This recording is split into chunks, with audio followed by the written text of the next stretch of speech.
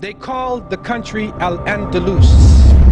This is an Arabic word, and it means something to the effect of to become green at the end of summer. Among the products that were introduced into the West through Al-Andalus, I'll name a few of these products to you.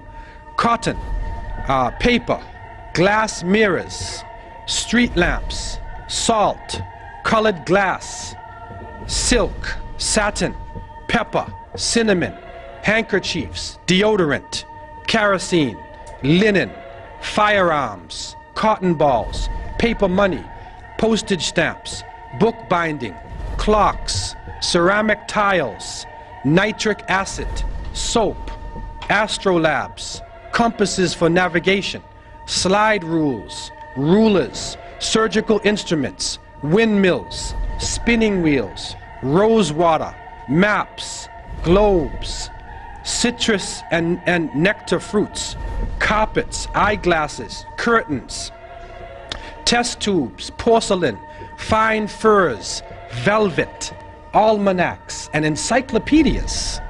So you can see right away that some of the contributions that they have made, that's a legacy in itself. Because we are benefiting from this, and I can go on with the different aspects of culture that the Muslims developed in that part of the world and other parts of the Muslim world, and they made it in such a way that it was usable for Western society, and it helped Europe to come out of the Dark Ages. Things had really fallen and Europe was not central to the world anymore.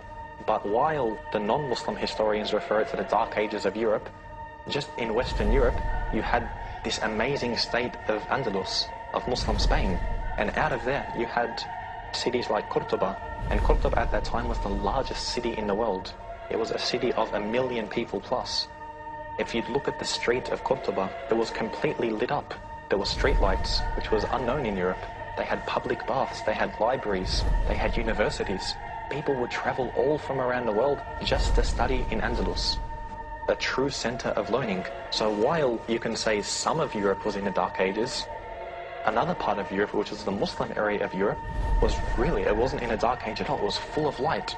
And you'll see when the Renaissance happened within Europe, and the Renaissance literally means the rebirth, it wasn't a rebirth from nothing. They had just taken everything from Andalus.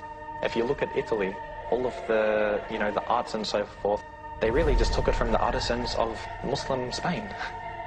Again, you kind of like added bits to it, made it their own style, of course, yeah. Yeah. So of course this rebirth wasn't something that was, from them themselves. They just learnt everything from the Muslims. Ultimately, the Crusaders came away with no permanent conquests, but they returned with something even more valuable: knowledge. Europe, with the Crusades, turned the corner from the Dark Ages.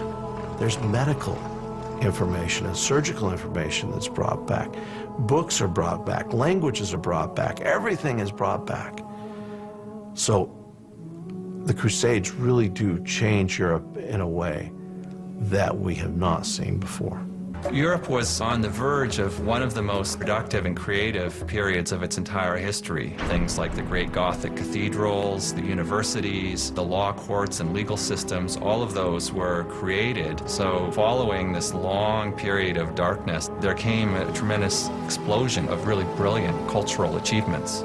The Renaissance is back in, the lights are on, and everything is good. What happened between the year 700, to 1500? What happened in that time? The Dark Ages? It was the Golden Age of Islam. And I want to just talk about some of the contributions that were made by Muslims. And this can get very complicated. In mathematics, some of the achievements made, they began algebra and symbols and equations. Developed Arabic numerals, sifr, 0, Arabic numeral system. They established a logarithm. They founded the general formula for solving third-degree equations. They founded trigonomic ratios, formulas, and equations.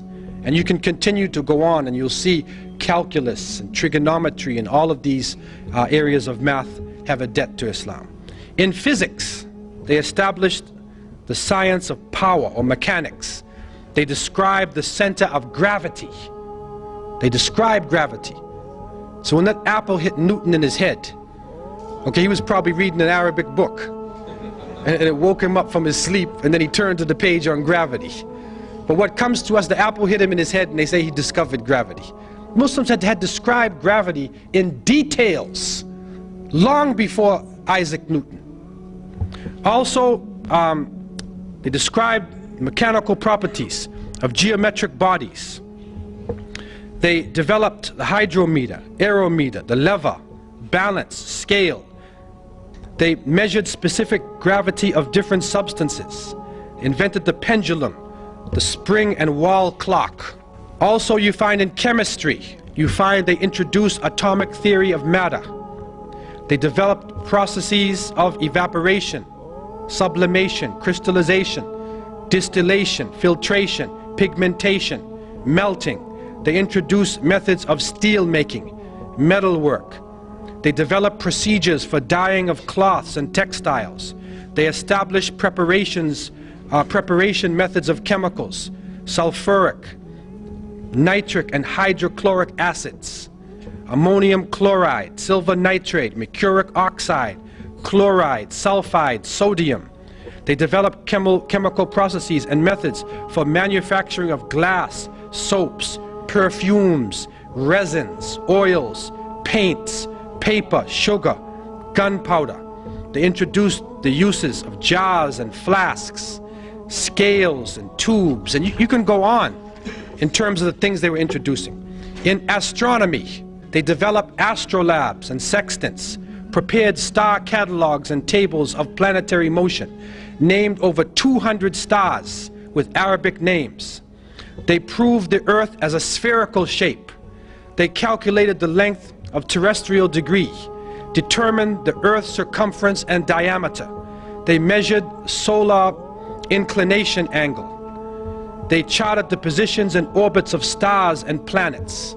In medicine, you find they performed gynecology, obstetrics. They wrote medical encyclopedias. They performed therapy procedures. They prepared mercury ointment. They discovered a blood circulation and described the pulmonary circulation and the function of lungs. They recognized the contagious nature of tuberculosis and the distribution of disease by water and soil. They performed surgical treatment of eyes, ears, and teeth. They used and described over 200 surgical instruments. Over 200 surgical instruments. It's amazing. They describe 130 eye diseases, and they characterize 143 drugs. In pharmacology, they prepared alcohol, acids, nitrates, carbonates. They introduced the use of picrotoxin. They prepared chemical medicaments in pills and solutions. They established chemist shops for dispensing prescriptions. They introduced to Europe quite a number of medicines and herbs which betray their Arabic name. Al-Kanna, alcohol, alcohol. Alcohol is Arabic word. Al-Kali, alfalfa, camphor, cotton, hakim, jasmine, saffron, etc. In geography, they invented many geographic and surveying instruments and devices. They prepared many accurate and detailed nautical and land road maps of the world. They calculated and prepared ephemeris tables of ocean tides and seasonal winds. They described the lands and the natives of the New World in their reports. Now, someone would say, well, how do they know this? And you go on in astronomy, history, a number of subjects. How would they be so good in these subjects? I want to take two areas. In the area of geography and astronomy. So what is important about the stars and direction? What is important about the geography of the world? All of the Muslims, up until now, are concerned with direction. Because every time we pray toward Mecca.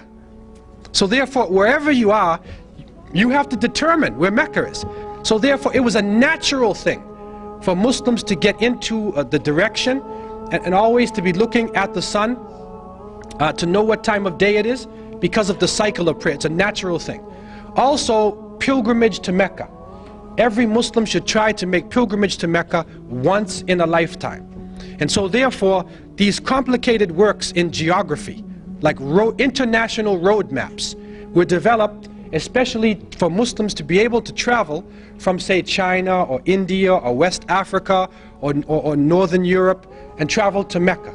Getting back to Spain now, we find that they were able to, for instance, take water and bring the water down from a mountain using aqueducts, using canals, and canal it all through the cities so that every house had access to running water. And they did that without destroying anything or damming anything up or blocking anything.